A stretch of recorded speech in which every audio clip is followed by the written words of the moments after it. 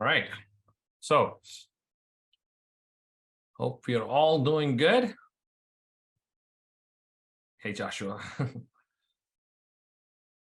Let's go ahead and get started. Grandmaster Magesh Panchanathan. Welcome to the US Chess School chess class.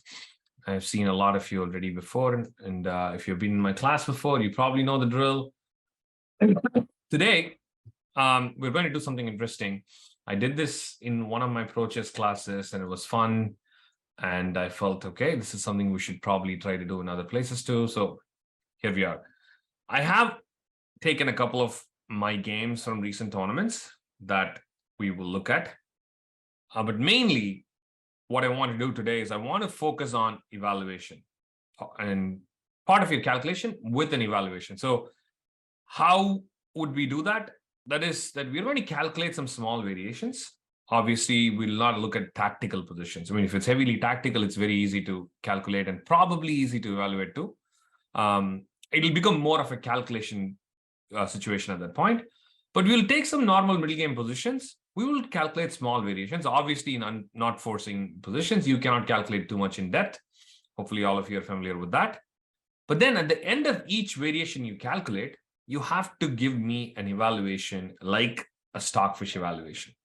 Obviously, you're not allowed to use stockfish, but you're going to give me, let's say, plus 1.2 or plus 3 point, or say plus 0.25 or whatever that is, right?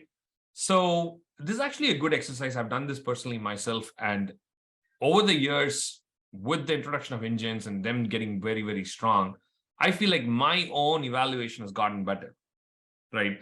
At least when I started playing and during my initial years, I used to overestimate my position way too much. I used to always sit there thinking, I'm just crushing my opponent. I don't know what he's doing, right? Or she is doing. I'm simply sitting there thinking like that a lot of times, and I get hit with some ridiculous moves. And I'm like, oh, that's what my opponent is doing, yeah? So with the engine evaluation these days, what sometimes happens to me is I look at a position and I think, oh, this looks like it's a very good practical try, but I'm pretty sure this is about equal. Or I think maybe I have a very slight advantage. I'm sure engine will defend this, or like stockfish will defend this if I play against this, right? So I start thinking a little bit more like this. So then what I realized is my objective evaluation has gotten a little bit better. But my practical evaluation still stays the same. I'll still say a position might be completely equal, and I would still say, oh, you know what? It's almost impossible for someone to defend this or play this. That's always still the case, yeah?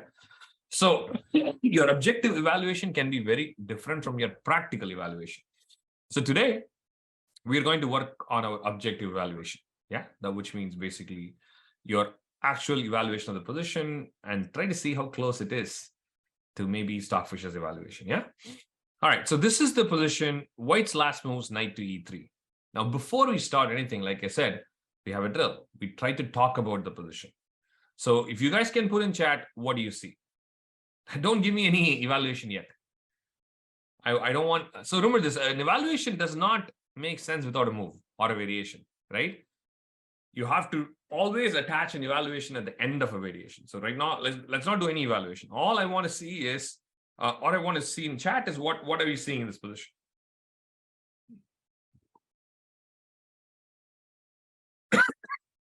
Very open position. Queens are off. Isolated B pawn. Kingside majority for black, queenside majority for white. White bishop pair, but I guess black is also bishop pair, yeah? Equal material. Black has more space.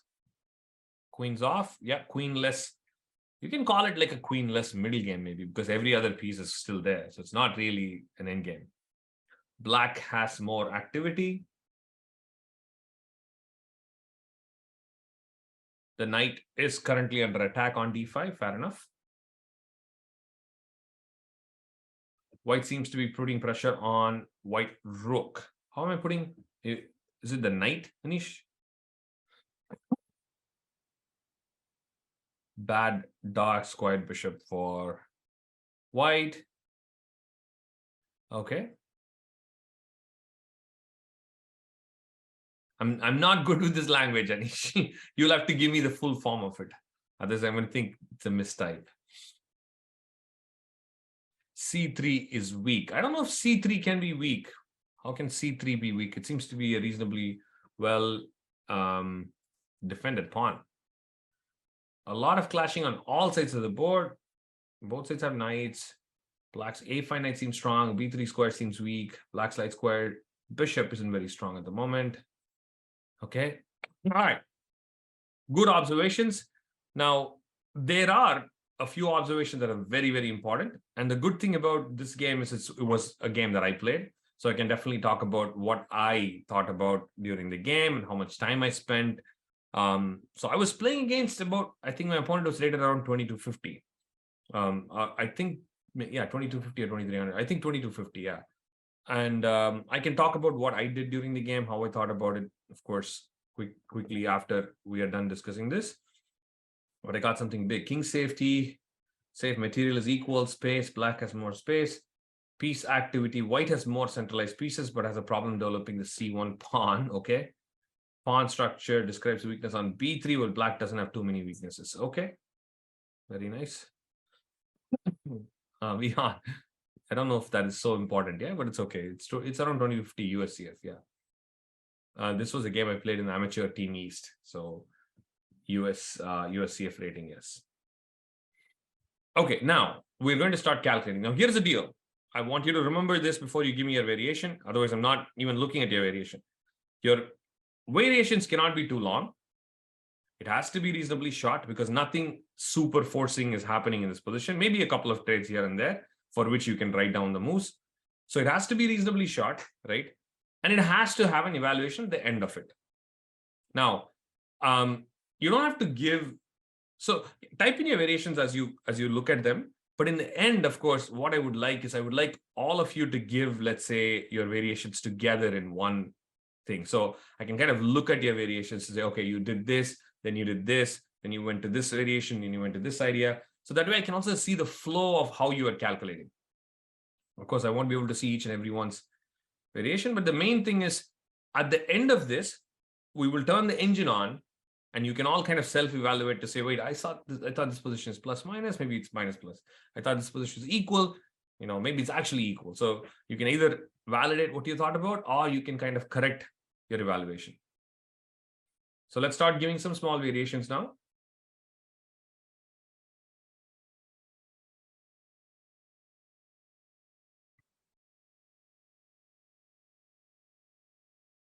Yeah, you don't want to give this to everyone.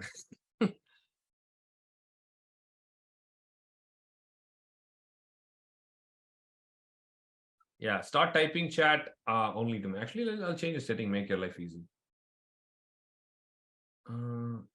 Looks like I will not be able to do that.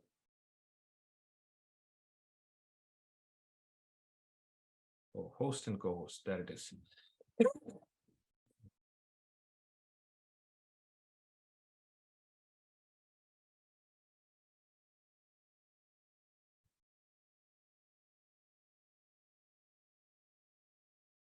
Okay, Vihan.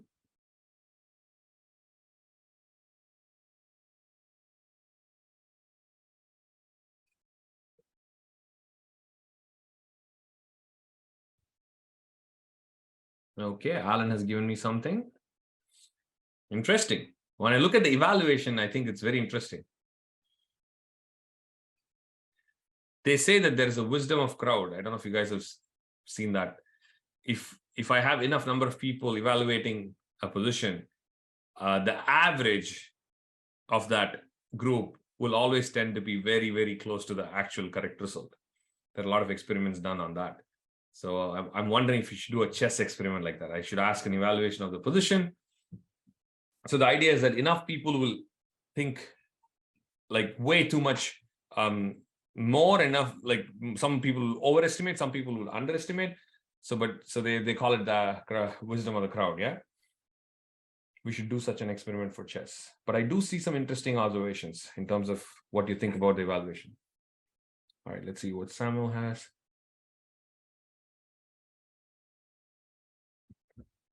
You went very tactical there, Samuel. Let's see if it's even possible.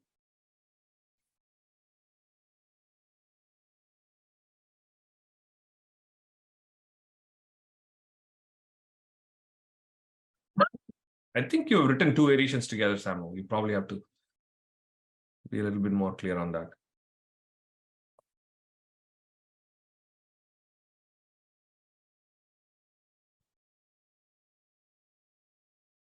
Okay.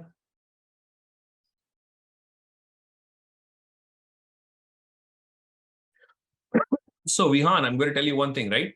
If your first variation is winning or like clearly better for black, the next variation, I would expect you to give me something for white differently, right? Unless you feel that black is winning but not winning enough, so you're going to look for a new move for black. So you're all of you same thing. When you give me a variation and an evaluation, and if the evaluation says that white's winning or black's winning, whatever that is, then the other side is the one that's trying to improve, right? There is no reason for you to find two different ways to win for the same side. It's not very efficient. You don't need to do that, right? Okay, see.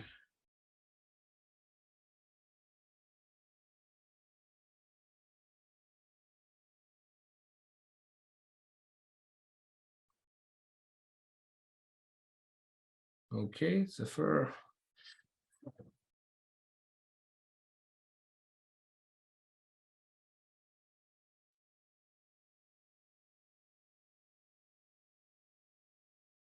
By the way, I cannot keep track of all your evaluations. I'm reading as much as I can. You guys need to self-evaluate at some point. After a couple of minutes, we'll start looking through the variations, yeah?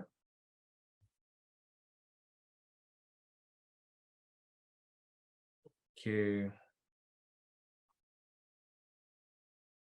All right, guys. Very nice. I see a lot of variations, interesting evaluation. Now, I have a question. Can anyone explain why you played your first move without any variations? If you can tell me you played this move because of maybe one of the factors you talked about earlier on. It cannot be because I will play this move. I don't want calculation. I want to know if you can tell me, oh, I chose this move because this is the reason. You can raise your hand. You can talk. I'll call on you if you want to speak. Anyone wants to explain it? I see a lot coming in chat. Okay, interesting. All right, let's start reading some of the things in chat.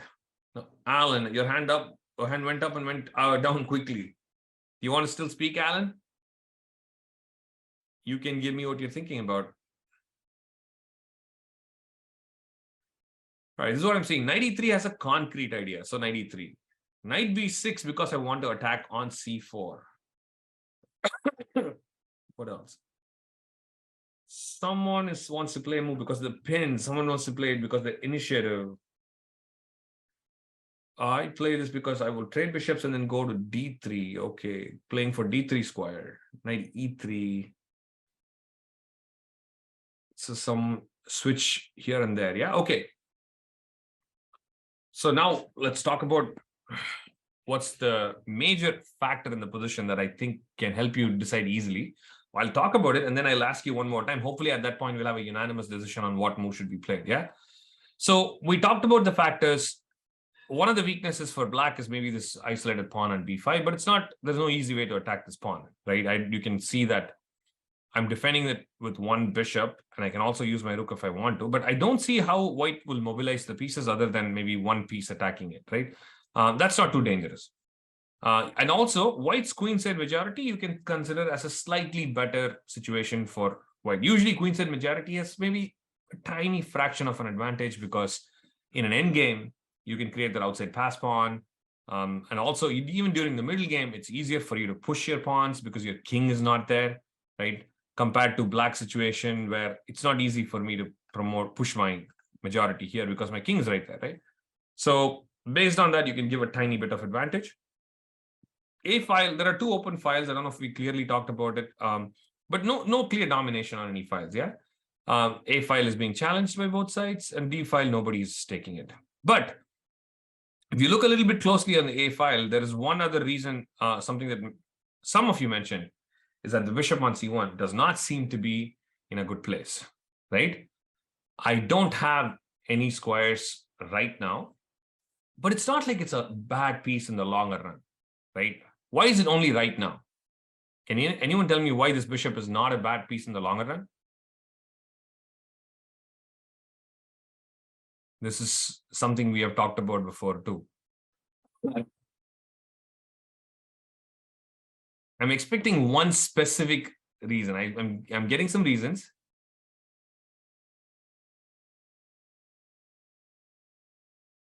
When does a bishop become bad in the longer run? Maybe that's an easier question to answer. When will you look at a bishop and say it's a bad bishop? Good, now I'm getting it. Position is open when it's trapped by the pawns. Exactly. If you look at it, white's pawns are not fixed, guys. That's the reason I don't think this is a long-term problem. These pawns are restricting the bishop, but they're not fixed pawns, which means the bishop has a lot of potential in the future, not right now. At this point, it's bad. So that's why this would be initiative, because it's a very short-term thing. This bishop can come out and it'll vanish, right? But because the bishop cannot come out, or because the bishop is undeveloped, I think a file probably has a little bit more chances for black more than white, because the rooks have to be connected for me to be able to challenge on the file, right? So these two things look very interesting for black. Now, some of you mentioned light square weakness. Yes, very interesting. But I don't think white should be so alarmed by this, right? Why? When do one set of squares become super weak?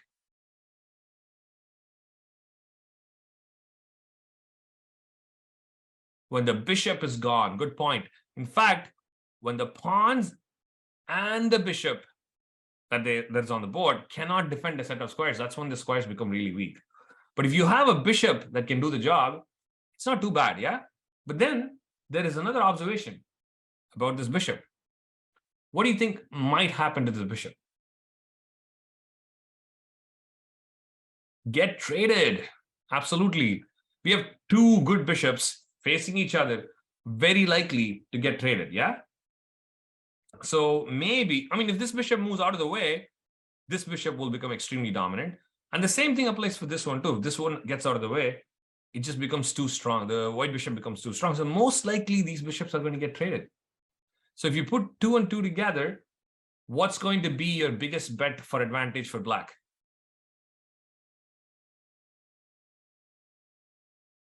Now, I think the move is coming in. Light squares, Vihan, very good. Light square is where you can probably play for an advantage, yeah?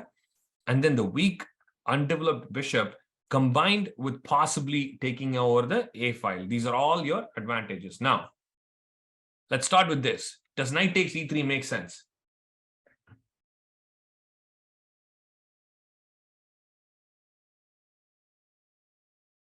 This should be a unanimous no. I'm still seeing some of you are saying yes. During the game, I looked at this only for a couple of seconds and I rejected it just intuitively, right? Because one of the bigger problems was the bishop, and around the bishop is the file. Why am I releasing both in one move? Yes, I will still trade the bishops, the light squared bishops, yeah? But if I play knight takes e3 and after bishop takes c6, of course, is forced. I think some of you are analyzing knight c2. I think that's a little too crazy. I think you have to take it back. And now either I can take or I can go back directly bishop takes e3, right? I would say we have traded pretty much into a drawn endgame, right? Yes, I think here knight a5 was suggested to go to c4 and b3. I think, yes, you still have some light square weakness, but you gave up the other two important things. So, yeah, I don't know if it's plus 0.23. That's a good thing. Let's do everything. I want all of you to evaluate this position. In the end, we're going to go back and turn the engine on and check everything. What's your evaluation? Give me one number,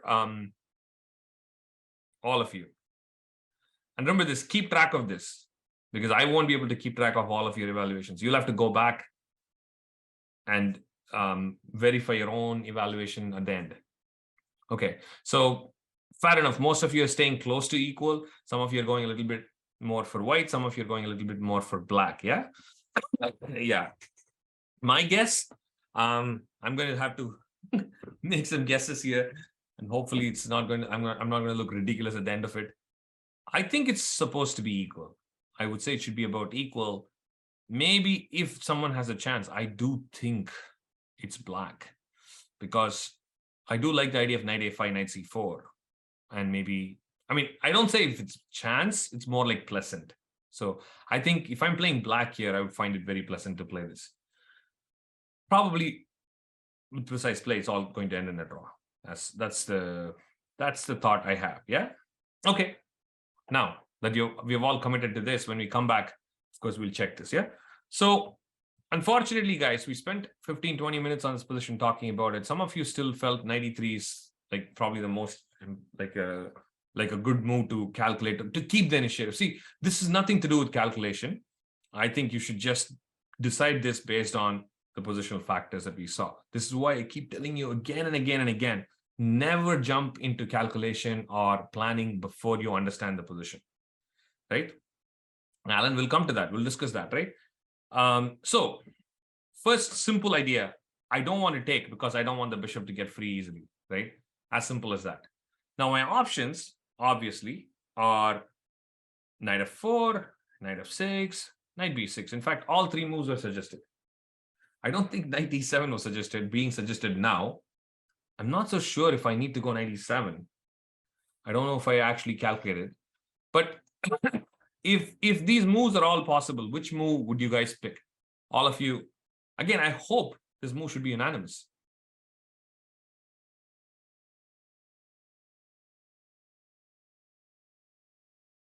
Whether it works or it doesn't work is different, Vihan. If something happens, we'll talk about it. Go ahead. I'm getting a very, a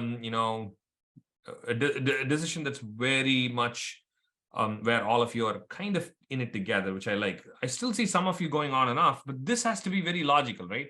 Because d3, right? Knight f6 and knight b6 may not be so much, but remember, we talked about light square weaknesses, and I have d3, c4, and b3. So why not knight f4? It seems to make so much more sense. If the bishop is gone, won't your knight end up on d3, which would make it even more difficult for for white to develop the bishop, because b2 would always be hanging, right? And the knight on e3 will also be possibly backed up by pawn to e4 too, right? So yes, Maradon, that's right. Yeah, that's very reasonable. But here's the question. There's only one decision I had to make. So I saw I'm not going to play knight e3, and I wanted to play knight f4, but there is only one problem, and I had to calculate this. I looked at the position, I was like, I was not so sure. So Vihan, give me the variation. So what is it? You have to tell me, brother, not me. What is the only decision point in knight f4 for which you need to calculate? Maybe a little bit. You're not going to calculate in depth. I see somebody is in the waiting. Okay, there. Oh, yes, Vihan, that's what we have to calculate. Ryan, yes. Jean, Angela, those moves are normal. I don't think I need to really calculate so much. I was not too worried about it. See, my plan is to trade light square bishops, put my knight on d3. If it all goes well, why am I scared? Why am I worried? Arvind, that's right.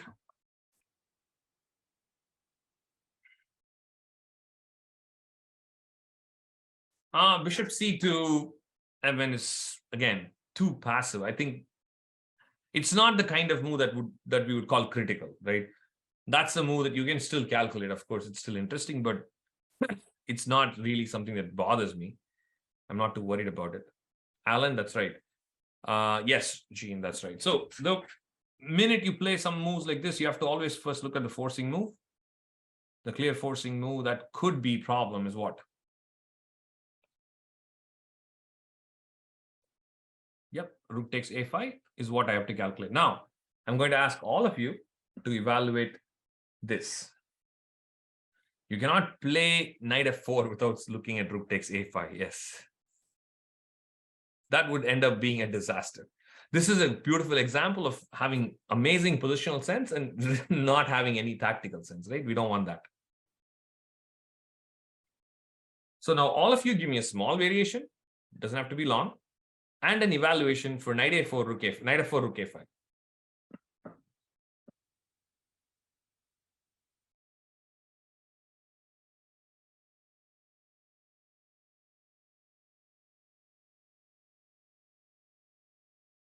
Why do you think if you have an intuition, Vihan, you have to stick to it? You can't be like, I know this is, I feel like this, but I think it's wrong. if you think it's wrong, then maybe your intuition is telling you that you're looking for something else.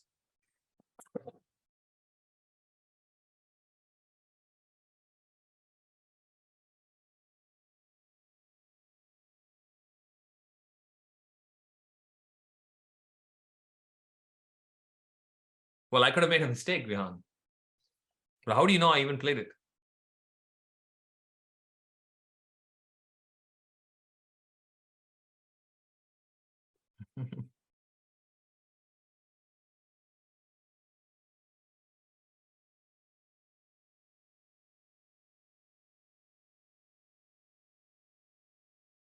Okay, I see a lot of evaluations coming in. I'll give 1 more minute.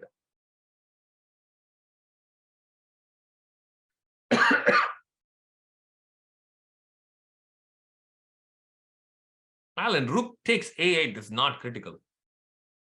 You should know that. That walks into pretty much what we were talking about. In fact, knight f4, rook a5, bishop e4, rook a8. I think black should be doubly happy.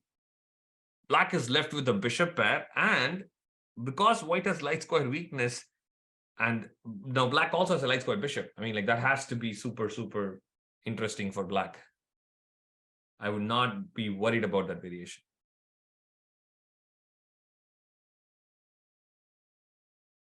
Exactly, Anish. That's the question. That's the move you have to calculate. What else can you play anyways? After knight f4, rook a5, it's not like you can play rook takes a5 because bishop takes c6 and you're just down material and losing. By the way, that's also evaluation, right?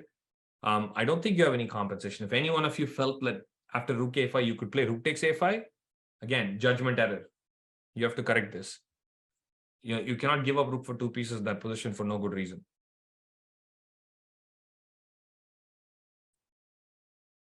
Yes, a pawn, we have activity. Okay, perfect. So I did play knight f4. When I saw rook a5, I looked at bishop takes e4 and rook takes b5 was the only move that I was worried about. I was trying to make knight d3 or bishop d3 or something like that work, or rook a1 work. In the sense, I was trying to make it work to win material instantly. It seemed like I could, right? There's some knight e2 check tactical ideas, knight d3 tactical idea. So I felt like I should be able to probably play for a clear win, but I didn't find anything. But I still went ahead and played knight f4 because I felt black should be very comfortable there. There is no way black is worse. A best case scenario, it's probably going to get a draw, right? I don't think black can be worse, and black should be comfortably able to make a draw because plenty of compensation for the pawn, right? I did not actually evaluate during the game any specific like a number, and to some extent I was actually pleasantly surprised. So overall, I played knight f4 in about 2 minutes. When are we going to turn on the engine? It's like too much suspense, yeah? I think this is right about the time for us to do it, yeah? All right, let's start with, okay, let's start with the engine now. I'll have to reshare. Let me make sure I'm okay with that. Can I reshare the whole screen? Will that be okay? I hope that doesn't mess up the broadcast or something.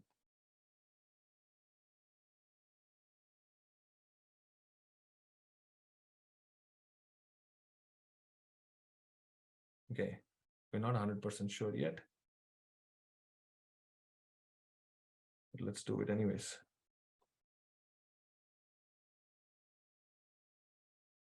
All right, let's start this.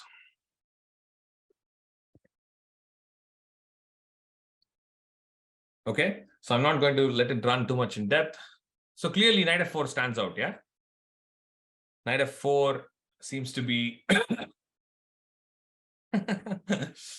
But let's talk about this, right? After knight f4, it says about plus equals plus, which is not a bad evaluation. I think that's probably a lot of you gave that. But I'm going to start with this variation first. Knight takes e3, bishop takes c6, knight takes c6, and bishop takes e3. Let's see what we are. Not bad. This one I did not evaluate before. So I'm going to take credit for this. Or in the sense that I did not check the engine before. So I will take some credit. Even if it's 0.03. 0.15. Okay, good. So you can all check this to see if your evaluation was correct? I know some of you went on the side of white. Possible. I don't think it's too bad. It's just that I think white has to be a little bit careful. I think if you are not careful on the queen side, if you let me play some knight b3, knight c4 kind of idea, I think you might run into a little bit more challenging endgame. That's all, yeah? So that's the reason I think I would prefer to play this as black. But 0.05 is not really a big deal, yeah? But here comes the next question. After knight f4, let's play rook takes a5. And then let's play bishop takes e4, and then play rook takes b5. So let's see. My computer is a little slow, so it takes some time to get to a higher depth. Let's see who was close enough to minus. Actually, can't say yet.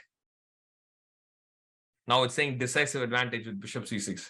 By the way, I don't even know if I can understand that so much. It's saying bishop c6, rook b6, knight d3, rook d1, bishop e4 again, which is absolutely does not make any sense.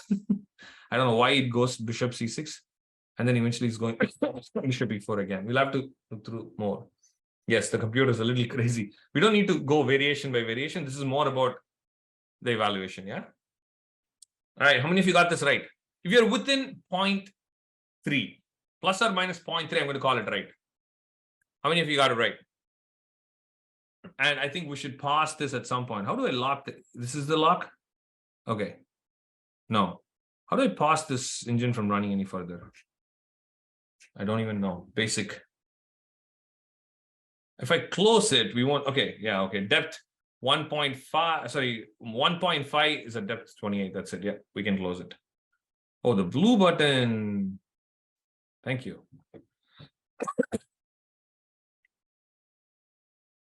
All right. This was actually a little surprising for me, guys. When I came in and I looked at this, I was a little surprised by this. I would not have thought that I have, like, you know, top 5 moves will give me minus 0.74. I felt black was comfortable. I might have given this more like, you know, equals plus like 0.6 or 0.5 or something like that, with a good chance to convert practically, yeah? But I was pleasantly surprised by this. But it worked out in my favor. So because I underestimated my position, which works fine. If I overestimate some of my position, that's when you will usually run into trouble, yeah? Okay, so that's basically it in this position. Even though it's only a couple of moves, this is actually one of my favorite positions recently to talk about, because it brings all the positional judgment together. It talks about small variations, but very important decision, right? My opponent literally calculated for, like, I don't know, 20, 30 minutes and played this move knight e3. I was not expecting knight e3. It's definitely not a great move. Because again, bishop on e3, right? Oh, well, the rest of the game was pretty straightforward. I can show you the game very quickly. I did mess up. Actually, let's go to something like this. Yeah. Maybe if you have not seen the position at the later part, we can probably do one more in this same game. I was planning to show another game, but okay. Knight f4, knight f1. And okay, so here takes, knight d3. Again, all of these moves became very obvious to me. Yeah, in fact, he spent so much time here after knight f4. I think this is where he spent like 30, 40 minutes trying to calculate what to do. And he played knight f1. And frankly, he was in a little bit of trouble. So I guess that's why he was spending too much time. Here I played a move that's very tempting, but not so great. I played bishop to c5. I was like, oh, this move has to be good. Right? I get to attack f2. I'm forcing him to play rook e2. And then I go knight c4 after that. It has to be good. But Stockfish doesn't like my move so much. It said that I gave away some of my advantage. Knight c4, and he played rook b1. Here, how do I proceed?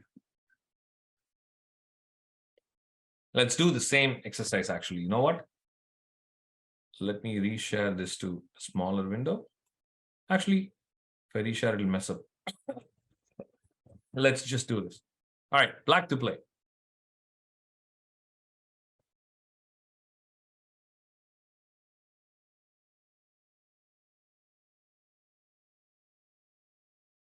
How would you proceed here?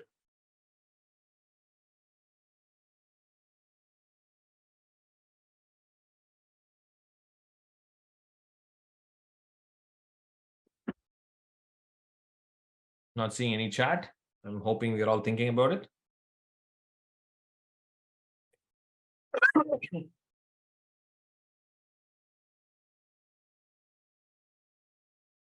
Manish, it's possible. Definitely, I think one of my candidate moves. Why? Why is it the bestest of best, Vihan?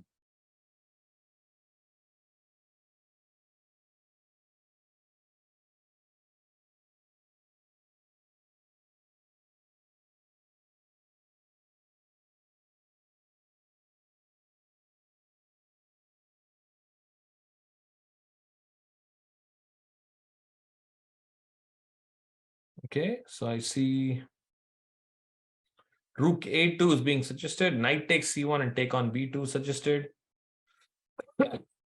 E4 is being suggested.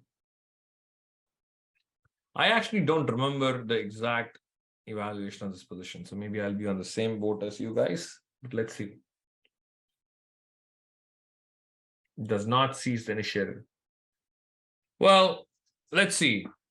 Let's look at this. So first move that I did calculate was, of course, knight takes C1, rook takes C1, knight takes B2. Alex, yes, of course, knight takes F2 is possible.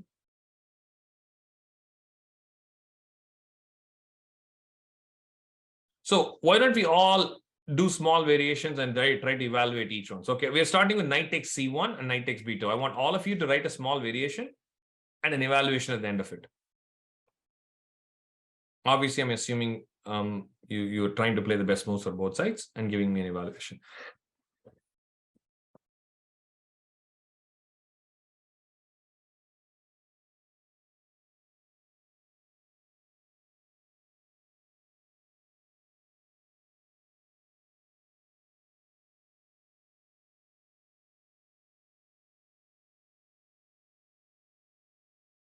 Are you not just up a pawn guard, and why is it only that much?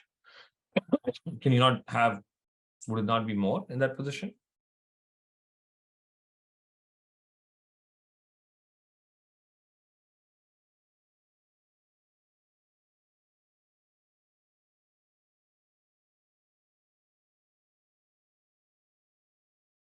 So for why don't we calculate knight C1, knight B2 first?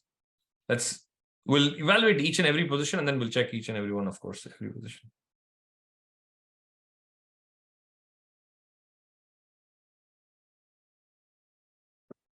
That looks dangerously like bad for black, Vihan, right?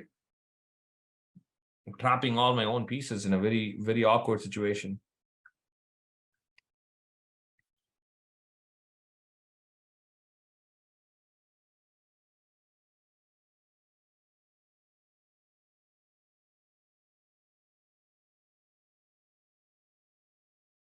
Okay, Joshua's giving me something. All right, guys.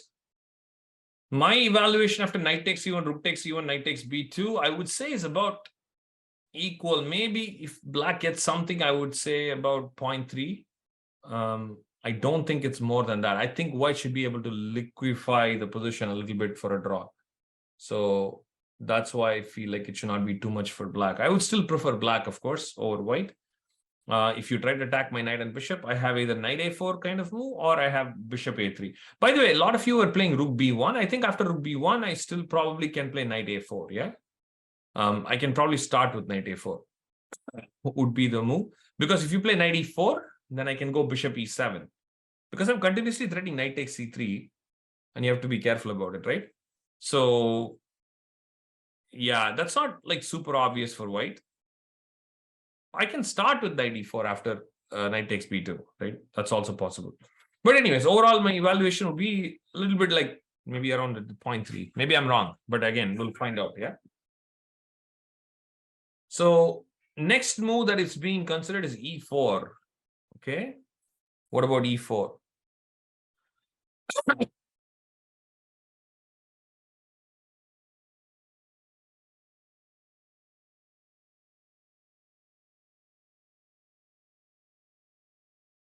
What would be the evaluation for e4? By the way, what do you think white would play after e4? And then let's evaluate it.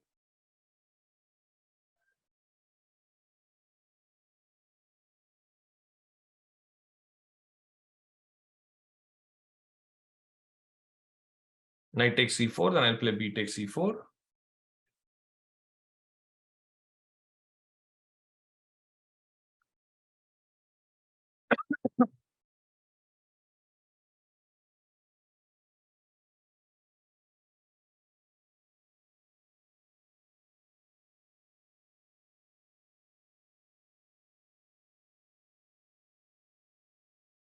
Knight takes c4, b takes c4, bishop e3, fair enough. Bishop e3, then I'll probably play bishop takes e3, or just play some rook b8 or something. My knight is super, super strong on d3, yeah? So let's say bishop e3, bishop takes e3, f takes e3, and something like rook b8. Let's say that's the position we're trying to evaluate. e4, king f1. e4, king f1 seems a little too passive. I might be able to play knight takes f2 after king f1, yeah? Or actually, maybe not.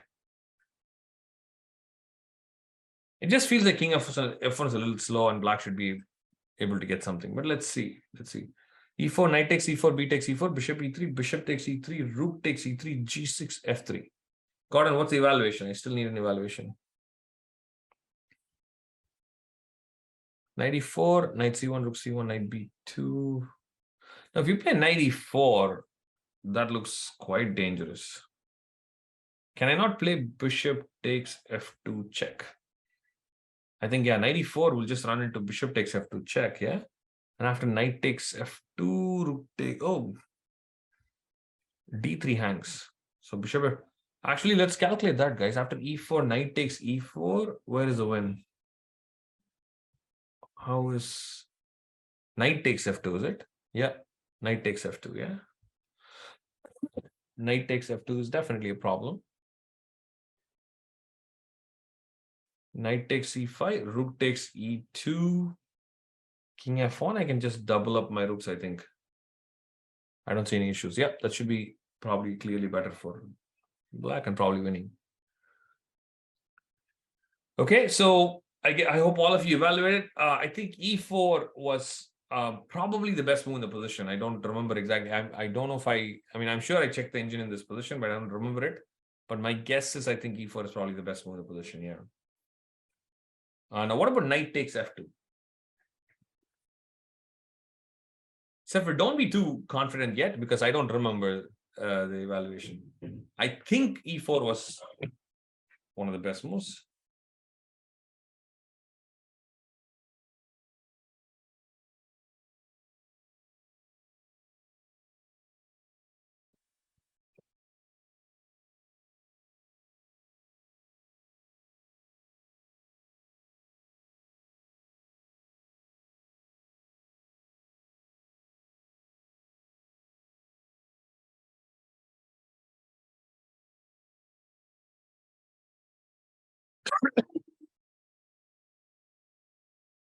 I think I did let someone in, Anish, yeah.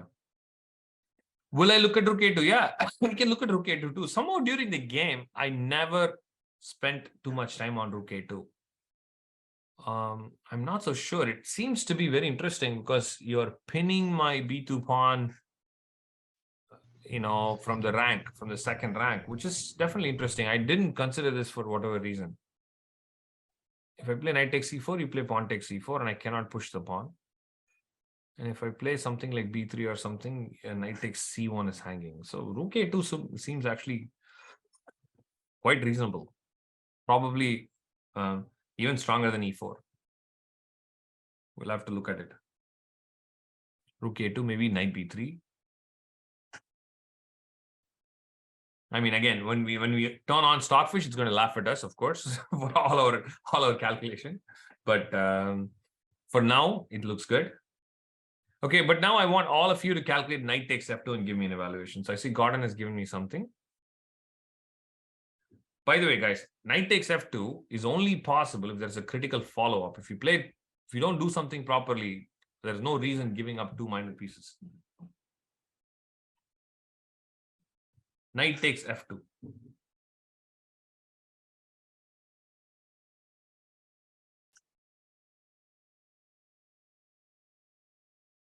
I feel like some of you are most of you are simply missing the point. Why would I even play knight takes f2 and give up rook for 2 minor pieces? I mean, I would not ask you to calculate that if there's something, if there's nothing interesting.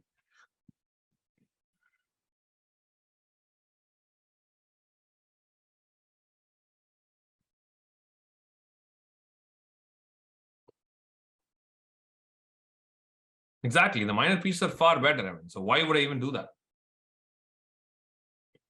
It looks scary, Muradan, but actually knight takes f2, rook takes f2, e4.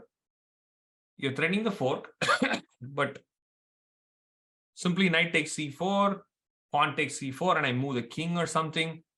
I mean, is it really that bad? I mean, white still has, black only has 1 pawn. And if somehow my knight ends up on d4, I think white's the one playing for a win.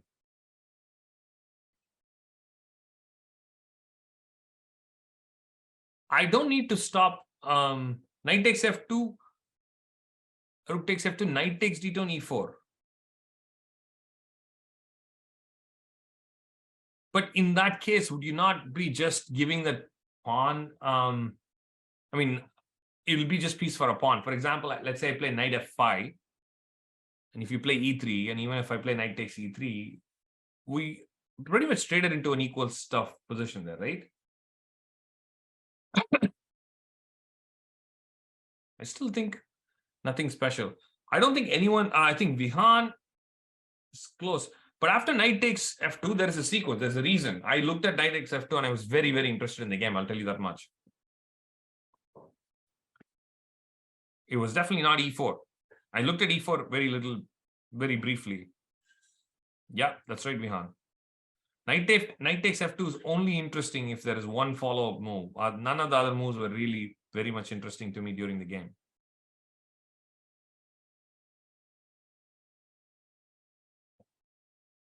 Rook a6 is too much. I think it's too slow. I know you want to play rook a6, rook f6, but not so. Muradan, that's right. G5 also is not much. I'm going to play knight f5 anyways, so I don't think that's going to help so much.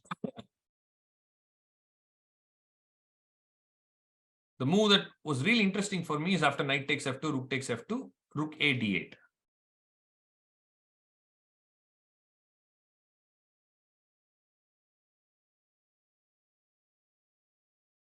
And now, what does white play?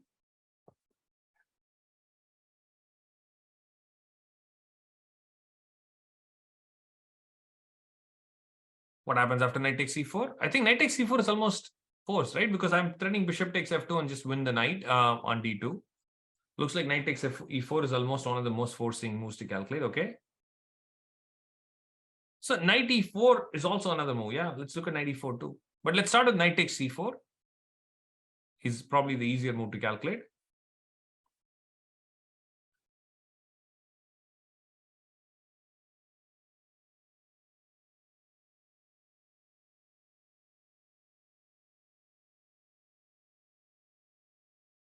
Yeah, Eric, that's simple. Yeah, rook d1 check, king h2, bishop takes f2. The knight on c4 is under attack. Knight on h2, h4 is under attack. I don't think how white's defending both.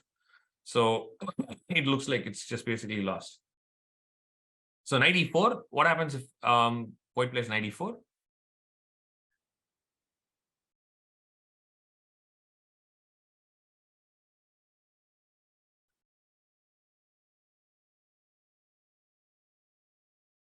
What is our play for knight e4?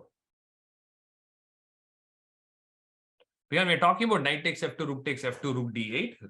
Now knight e4. Rook d1, king h2. Oh, wait. How can you play rook h1? You won't be able to play rook h1.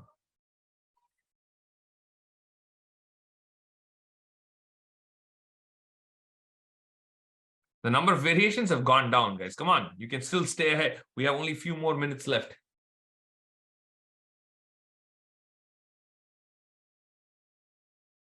I think, Eric, you meant rook f1, not rook d1, but that's definitely a good variation. And I think that's the same with Joshua. Yep. So the main variation I simply liked is knight f2, rook f2, rook d8. After knight e4, after knight e4, I go rook d1 check. King h2, I take bishop takes f2, knight takes f2, and rook f1. Now, yes, I can go after some knight d2, knight b3 to pick up the rook. That's also very much, but I also simply can push the pawns. It just looks completely lost for white, yeah? I mean, rook for 2 minor pieces, but I'm dominating. The rook on f1 is just too strong. I don't see how black will attack that rook. And that pin is too strong. So, very simple, yeah? So, what is so terrible about this calculation? Muradhan, good question. So, I brilliantly calculate this. And I play knight takes f2. And my opponent starts thinking. That's when I realize my opponent doesn't have to play rook takes f2. I'm like, wait, what is he thinking about? I spent a few minutes playing knight takes f2, and I'm like, this is a position I'm completely winning. Why is he even thinking? What did we miss? Yes, Zephyr. I mean, knight b3 is not too dangerous. I think knight b3, I can just come back knight d3, guys. I just picked up a pawn. Right? That's the simplest, but maybe I also have something else. Yeah, maybe I should just come back. I shouldn't be greedy. I should just stay. I'll win a pawn and come back. And b4 is too slow. b4 is too slow. I don't know what will actually happen, but it just feels slow. Maybe knight takes h3 check and knight f4. Yeah, I get knight h3 check, knight f4. Beyond, you can't give me exclamation points for each and every move. Of course, knight takes c4. So once he started thinking, I realized, shoot, I completely miscalculated this, because after knight takes f2, he's going to take on c4 first. He's not going to play rook takes f2. He's going to take on c4 first. So after knight takes c4, I'm pretty much forced to do pawn takes c4. And now he plays rook takes f2. All my brilliant plan is gone. Well, I cannot play. I mean, some of you are suggesting bishop e3. Bishop e3, I'll just take. Bishop takes e3 and knight comes back. Black is up a pawn, right? He did. I barely managed to win this game after completely, outplaying my opponent. I was pretty much ready to make a draw at some point, and I barely managed to win the game. Yeah, but okay. After rook f2, what can I do?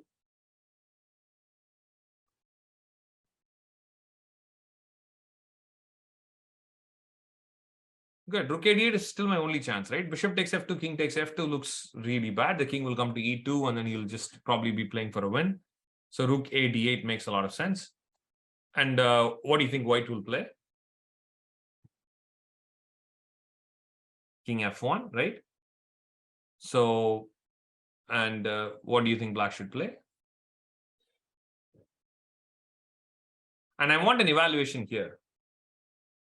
So you can pick a small variation, guys. King f1, I'll just stop here. You can give me maybe next no more than 2 moves and an evaluation.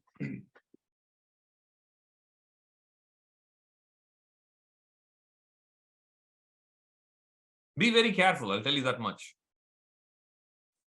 If you slip a little bit here, you might be worse.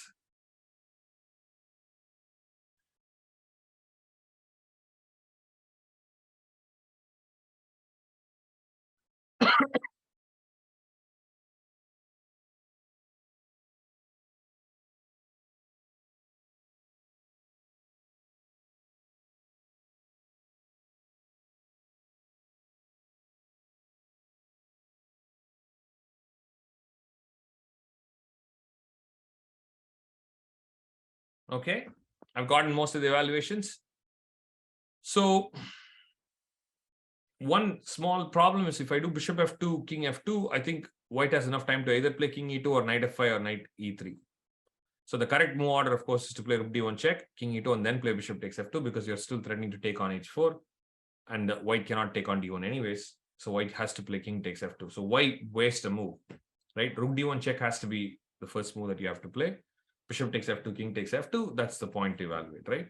So let's go back here. And hopefully we did all our evaluations. Let's start going back to our engine mode here and see. I don't remember what's the best move. Let's see. Rook a2 came up on top. Actually, knight f4. No one mentioned knight f4, did we? Guys, e4 is not here. Is e4 a bad move? That'd be funny if e4 is just a mistake. I don't see e4 in the top 5 moves from the computer. Yeah, king h7. Take that. Take that. I was not going to play king h7 in a million years in this position. No. Okay, let's play e4. Okay, so we're still better. So okay, this endgame. What I was actually thinking about the same thing is bishop e3, bishop takes e3. It's saying rook takes e3. I was actually thinking f takes e3. F takes e3 is just losing. I thought I can play f takes e3 and try to bring my knight around to start harassing the pawns. But that was probably a bad judgment. What is it saying here? Knight f5 and it's equal. So you cannot play that. And you're supposed to play something like g6 or rook a5. Look at that. They're stopping knight f5 with rook a5 or rook e5.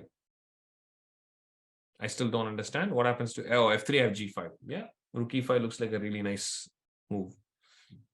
And then send the knight to some bad square and then maybe try to move around. Yeah, again, not too obvious. My guess was I thought I would be better here, but I would definitely have white would have some counterplay for equality is what I was thinking. But e4 I would have still thought it's one of the top moves. By the way, rook a2 definitely is a strong move, guys. That was a good one that some of you suggested. I think out of all the moves, rook a2 was the only one that was suggested. Not knight f4, not king h7. Yeah. But okay, now let's see. Knight f2 is not suggested. So knight f2. Now the good news is all the evaluation was absolutely spot on if white does not play knight takes e4, right? Black is completely winning. After rook f2, rook a d8, I think black is completely winning. Rook d1 and all of this variation that you guys saw, absolutely the same one with minus plus with like. Actually, that's a good question, Vihan. I'll have to check that. But let's see. Knight takes c4, of course, clear is the main move. After pawn takes c4, and rook takes f2, rook d8, and king f1. Now let's see how many of you got this one right. So we're at equals plus, but let's see. I'm going to give it a little bit more time. I don't know why my computer is taking forever to even reach depth 25. Okay. Got the right evaluation for your wrong line. That doesn't count. So that does not count. You have to have the variation and you have to have the evaluation. So this is a minus 0.8. So still clearly better for black. So rook d1, king e2, bishop f2, and it's saying knight f5. I don't remember seeing this kind of an idea in the game. It's saying white has to play knight f5. If king f2, actually now it's switching to king f2, yeah? Yeah, I kind of gave up rook for 2 pieces and I'm still kind of completely better. That's how good my position was. If I remember right, I still messed this up. I did something bad. Yeah, I played g6 and instantly turned the position to equality. And king e2 again was a mistake. We went back and forth. And at some point, he had this chance to equalize with just maybe, I don't know. Oh, right here, yeah. I think bishop takes g5 is just equal. Yeah. I knew this was going to be an equal endgame. Rook takes e1, rook takes e1, pawn takes g5. But I thought I could still play the rook and pawn game a little bit. That was pretty close, Vihan. So eventually, what happened was the practical aspect came into picture. My opponent started getting really low on time and started playing some bad moves, giving me more chances. But this was the move where he kind of really lost it. He's like, you know what? I'm done. take my bishop, which of course helped me win the game. I didn't see that really coming, but he was defending and defending and defending, and he just simply couldn't keep it like that anymore. Yeah, he is like, okay, I'm going to try something crazy and try to get some activity, but he never got anything there. Yeah. But anyways, interesting game.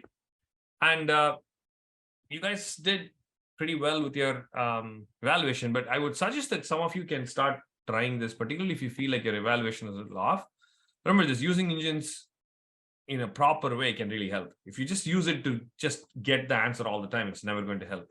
If you can look at the position for a few minutes, at least give it some reasonable time, and then compare your evaluation or your variation with the engine, right? Then you can kind of start. That's basically like your answer sheet. It's correcting, it's grading you, right? You kind of do some work and it's grading you, do some work, it's grading you. It'll kind of bring you down to the right level. The more you do that, you'll probably be able to evaluate better. But again, be very, very careful. Using engines simply to get the answer is not going to make you better. Yeah. All right, guys, that's a good place for us to wrap it up. I will see you all in a future class. Thank you for coming today.